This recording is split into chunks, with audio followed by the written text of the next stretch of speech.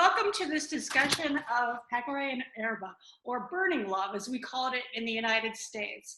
I got the chance to offer it to my readers and followers of I Love Italian Movies at iloveitalianmovies.com, and the response was really wonderful. So I'm glad that we had this chance to talk to some of the people that made the movie, and so they'll answer some of the questions that you sent to me. I'm going to introduce you with my horrible Ohio accent. I know you probably all talked about me behind my back saying, do you hear how she says Alberto? with my We will never do that. No, never. No, I do. I can't help it though. I live in Ohio. What can I say? But let me introduce first Benedetta Grasso, a co-writer. How are you, Benedetta? It's been a long time. I've been good. I've been good. Thankfully, in spite of everything, we've been lucky and just kind of isolating, but I've been writing a lot and working on projects. And when people will finally turn the war back on, we can possibly shoot them. There's a series I'm working on and other things. So hopefully when the war resumes, we'll go back to real life. Yeah, it's a perfect time for. Luckily, everyone in my family is doing well, and all the people I care about are doing well. That's great. That's great. And I'm happy for you to get the chance to know Bianca Nappi, who played Leonardo's sister in the film. How are things in Italy? Are things opening up, Bianca? Hi, Shari. Yes, things are opening up. Let's hope everything will be okay. We are, as actor, we are still waiting to come back to work because, as you can imagine, for actors, for set, it's more difficult to start again. But we are here, and I'm fine so far, and I'm very glad for that. I hear the movie theaters are opening, right? Yeah, but who's gonna go there? I Yeah. mean, on June. I mean, it's a tricky situation, but we could expect it. Right. That was good news anyway to hear that that's playing. Yeah. And finally, Alberto Caviglia, the director, the writer, and what else did you do? Did you do any? I'm sure you did other things in the film. You did the casting, right? Yeah, I did it. Well, everyone was asking about that. So many people. I kept getting messages all night saying things like, "Oh my God, Margarita Boy," and everybody wanted to know how you assembled this amazing cast. Was it a big Hollywood budget? How much how did you assemble this amazing cast? Actually, making the casting of Pecore and Erba was one of the most funny experience I've ever had, because it matched together a lot of different kind of people. I mean, we are talking about real actors like Bianca Nappi, some that we can say stars, which are as well Italian actors like Margherita Bui, and but there are a lot of people who actually aren't actors, people taken from the street, we can say. Mm-hmm. And at the same time, there is another category of people who are in the films, who are real people who makes themselves, and I'm talking about journalists, intellectuals, and all these kind of people. What is interesting is that those intellectuals came to participate in Pecore and Erba for free, and this is something that really surprised me, but made me also really happy, because Pecore and Erba is a mockumentary, and it is so important in a mockumentary to have real people, real and important people. And at the same time, I really have to say thank you to Bianca, which is here, and to all the other actors which came to make this really independent movie with really, really little money, but with a lot of passion and enthusiasm. Well, interesting, Bianca. I got so many messages saying that you were their favorite character. Thank you. Thank you, guys. Everybody said you were subtle but hilarious. And that's what I always told you, remember? So how much of yourself did you put into the movie? And did your director let you improvise at all? Well, thank you so much. I don't know, maybe there's a part of me in the movie. I mean, there is this, my character has something very, she's very sweet, and at the same time, she's always surprised by life, no? And somehow sometimes I feel the same way of my character. But I think that the most interesting thing was the connection, the work we did, I did with Alberto Caviglia, the director. And I always think that an actor's performance is always very influenced by a director. You can be a great actor, but if you if you don't work well with the director, something is not going to work. So I've been very lucky. Well, you were wonderful, and everyone noticed. And everyone used the word hilarious. I mean, I think every single message said hilarious. First of all, I know you wrote it and everything, but is there anything hurtful about people laughing about anti-Semitism? Did you ever get the feeling that people were laughing for the wrong reasons? Are you asking me, or I'll be? Anybody. Are you asking me? Anybody. Okay. I don't know. I mean, as far as I'm concerned, I think the greatest thing about how satire works, at least I was shaped by like a lot of great people like Jon Stewart or Saturday Night Live, and Albie is more influenced by Monty Python's and other people that you can talk about. But I think like when he came to me with the idea, it was interesting that this combination of like, as he was saying, like real life actors, real life talk show hosts, real life people, kind of like in the same way that like it works with like satire. But so I mean, it's if you ask like if it hurts when people are asking like we're laughing about something so hilarious, I think we're kind of, at least I am kind of used to it, because I feel like I grew up with like a word where like satire was a way to like cathartically kind of understand the word. So every time there was anything from back like to like after 9/11 or something like that, it was always through comedians that like we found kind of a different way to look at things. So I don't think it's insensitive. If anything, it means that the movie worked, and I'm glad that like we developed this idea. Mm-hmm. Anybody else have anything to add? Okay, so many, you know what the favorite joke was? This was funny. What, you want to guess? What do you think people laughed the hardest at?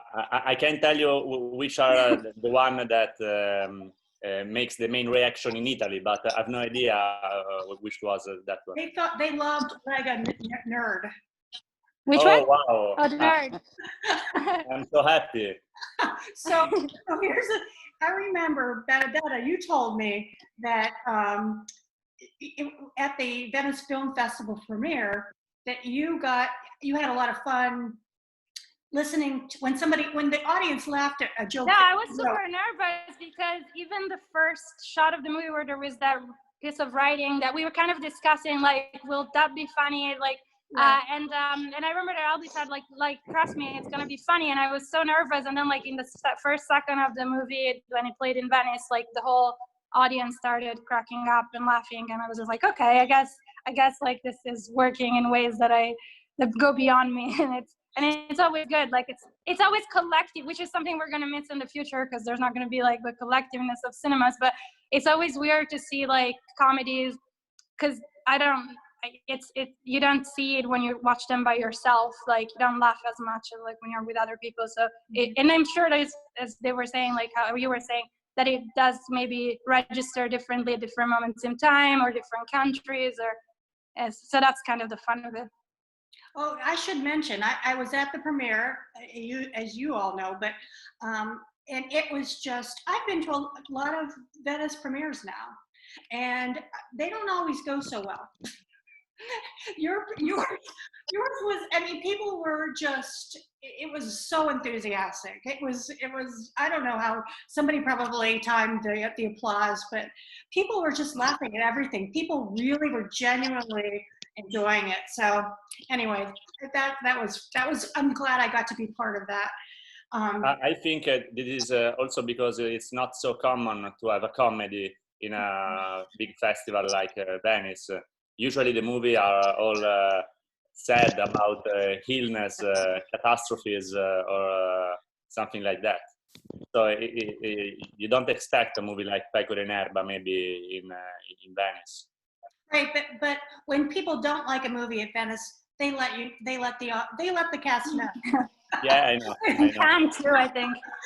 A little. Of course, behind the jokes, there is a very serious theme. And practically everyone who wrote to me wanted me to talk to you about the reactions that you got around the world. Did you get the reactions that you hoped for? Were there any places that were negative? Were people offended? Can you just talk about, all of you just talk about that a little bit?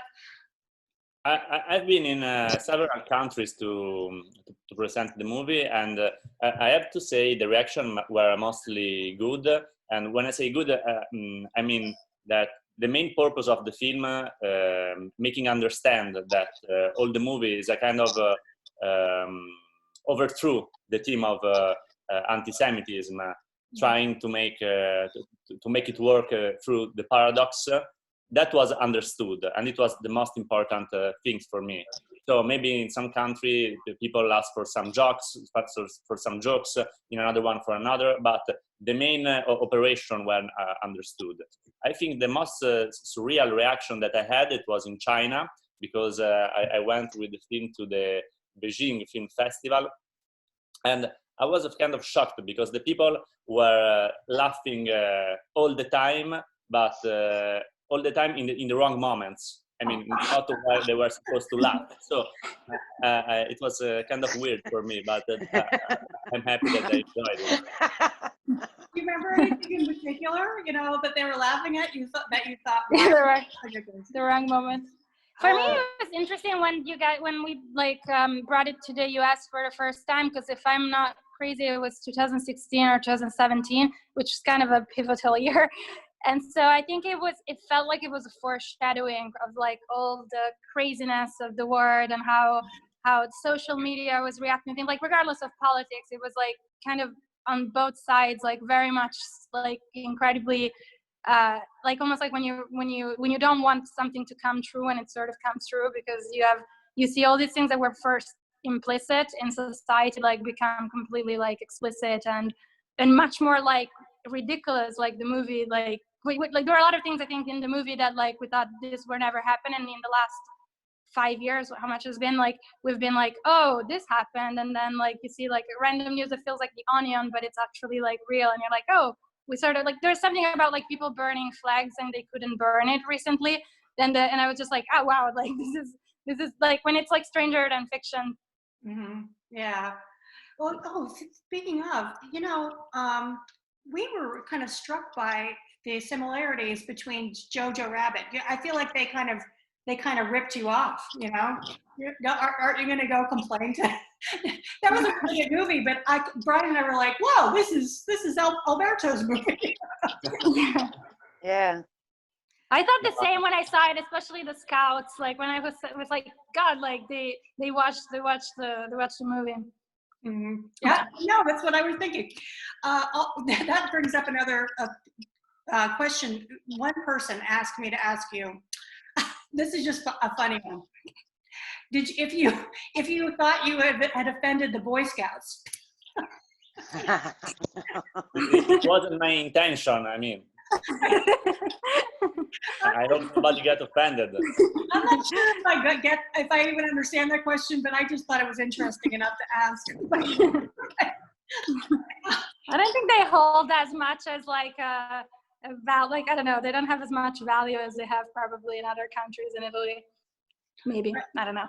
I don't know where they're at now. I think they're a little bit more welcoming to everyone now. So, we're kind of forgiving them here in the United States. But okay. Can you tell me about early conversations in the film? Maybe between you and Benedetta, how was this born? What were the early thoughts? What did you talk about when you were dreaming this thing up? Actually, I remember the day in which I had the main idea of the movie, and then we worked on it with Benedetta. And actually, I wouldn't expect to write a movie about anti-Semitism, but after a while, maybe after writing it, I realized that it was such a long time that I was thinking in my mind about this theme. And I also realized that it was completely useless to talk about it in the common way that as already done in other movies, because I thought that in that way there wasn't anything else to say about it. And maybe the only way to do it is to do it in a completely different way, making this overthrow of reality in which the main character would have been popular national hero, which is anti-Semite. So quite a big provocation. Like through a paradox, yeah. Yeah, everything based on paradox. And then we started to talk with Benedetta if it was possible to think about the story with this crazy and criminal main character.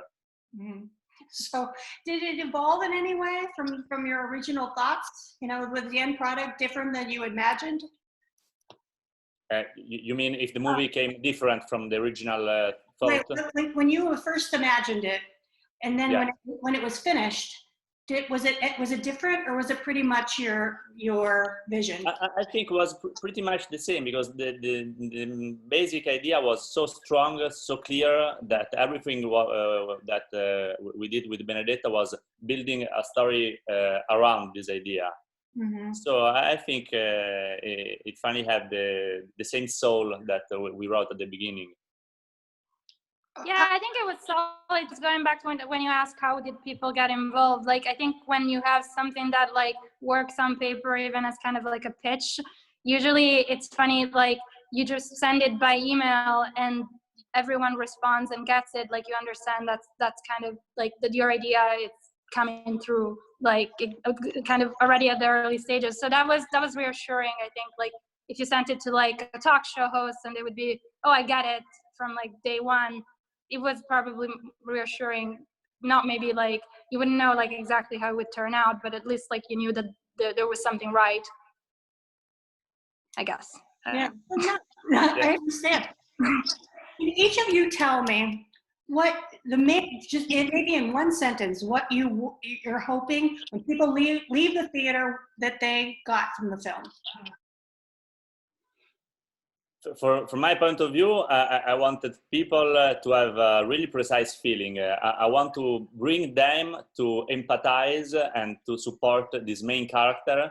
I wanted people to say, I hope that Leonardo Giuliani can make it, but the second after, in the moment in which they were going out from the cinema, say, what the fuck, am I really supporting an anti-Semite? So this is the main feeling that I wanted to give to the audience.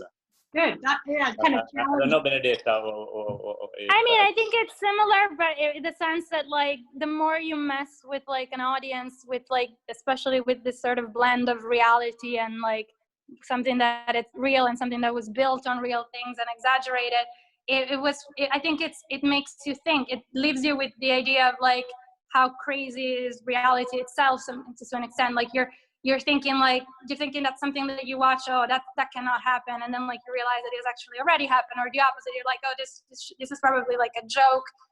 It's kind of I think that's what it leaves you with. It kind of makes you, sounds pretentious to say that it's very meta, but it's meta in the sense that like that's kind of the point of the movie, like when you mix different media and different contexts, and you make people reflect on also like on how they consume these things, or how they or what their perception is of like anti-Semitism and tons of different things. Sorry. So that's my take. Well, you accomplished that. That's a really good point. That's because I feel like people probably went in with an expectation and came out like challenging a lot of things, you know, about reality. Yeah. I have one more question, and I'll let you go. What's next? Like, what I want to know about you guys. What are y'all working on? I know that Bianca, you just never stop working. You're like constantly doing something. So have you been able to work at all, or is something coming up with the pandemic, or? Me, you're talking to me. Yeah. Yeah, I was about to. Now there is a TV show, a TV series is going on. I did last year, and I was supposed to start a new TV series, which is a project I like a lot. But at the moment, we are like frozen, and we are waiting for better times. I don't know. I don't. I don't know when they will come. We hope in the late summer. Let's see. Let's see. So now I'm just supporting this TV series that is out, and so I'm waiting. I'm waiting to start again the new Can job. you tell me what the new series is? No, I don't want to tell. I don't want to tell. Okay. Because we need to start before to tell. But the director is very cool, and I know that you know. Okay, I can't wait. I know you just like Bianca's the star of stage and screen. You just have, you're just always doing something. I think you worked up at how far did you work into your pregnancy? You worked like. Yes, I worked until 7 days before my son was born. Aw. Yes, 7 days in theater. That was Which was crazy, quite crazy. that was good timing. Yes. What about you, Benedetta? You're just like every time I talk to you, you're involved in something new. No, I'm writing all the time, but I'm at the moment we're all frozen in time. I think, as everyone said, I finished. I got like the series that was greenlit that was going to be on Amazon Prime, but it's about. I mean, it's technically also sort of top secret too, but it's something I've written as a passion project, and it's kind of coming of age in. Between a word of like translators and like the 1940s between New York, Paris, and Northwest Italy, and a little bit of everything. So, and then there's a children movie about Christmas, which is, it's funny because I'm Jewish and I know nothing about Christmas, but also because there is the hope that there is a Christmas. So that means that like the world might reopen if there is a children movie. And then, yeah, I'm just writing lots of articles and essays, and just wrote like kind of I feel like I've written every genre during this quarantine. Like, if I could touch on anything, but I mean, it's ironically, out of the three of us, I'm luckier right now because writing, it's something that you can do from like at any point in time, and if anything, it's actually one of the most productive moments of my life. Not so much like financially, but in terms of. But yeah, I mean, we all have to make these things happen. Like, it's the same thing with like the movie. I noticed that it was a lot harder to shoot it than I expected, like watching Alberto and other things. Like, in my mind, everything kind of is done when like I'm like done with like words. And then you realize that like the tough part comes after. So we'll see. That's great. No, this is probably a very productive time for writers right now. Yeah, it's funny. Like, my work has doubled, but I can't say it too loud. But well, I'm happy for you. I'm always excited to see what you're doing. Oh, and Alberto, are you still promoting the book at all? He's written a book, and it's really cool. And tell everybody about your book. I'm not really promoting much more because of coronavirus, but I was happy I did it, which is a book born from a story which I wrote as well for cinema, and that came out the last December. It is a satirical operation also in this case, so I really hope that it will be soon translated in English so that American audience can eventually join it. And but apart from the book, I would say that I'm continuing to make the same work that I did since Pecore and Erba, since 5 years ago. And it means writing a new project and the movies that no one will never produce. So I'm collecting a series of new scripts. Maybe one day I will publish a book with all the scripts that I've ever written that somebody has never produced. Maybe it will be the work of my life. Someday. He's like the Italian Philip Roth of like Italy, hopefully. Yeah. Well, I just everyone I talked to loved this movie, and they loved you guys. And I just am so happy that I got the chance to share it with Americans, since we don't get a lot of the good movies. Every time I see a new movie that Netflix has, I think, why that one? It's just there's so many bad ones that we get here. I agree. I totally agree, Sherry. I agree. The weirdest thing comes. Yeah, I know. It's strange. It's very strange. I won't mention any, but I probably know what I'm talking about. But anyway, thank you so much, guys. I just love you all, and I appreciate you all, and this was really, I love you too. This was love you, Sherry. Oh, love you, Sherry. This was. Oh, I forget. I forgot to tell everybody that you're my adopted nephew. Yes, that is. You can't imagine how many times we mention you at home. Yeah. Because of the beautiful gift you gave me. Oh, that's good. That's good. Yeah, I miss our you are very mentioned. Okay. You mean the little car? Yeah. That's great. Because he's using a lot. I told you, babies love those things. I told you that. I miss our outings in New York, when like we'd go to see comedy shows or like dinners with Lauren. Well, when the next time I come, I hope you're there, and I'll see you soon. And I'm wondering, Cool. Brian still says if they're having Venice Film Festival, we're going. So I don't know. That makes me a little nervous, actually, but we'll see. Anyway. We will see. Yeah. We'll see. Yep. Okay, everybody. Thank you. Thank you. Bye. Bye. Bye to everybody. Keep in touch. Yeah. Yes. Bye.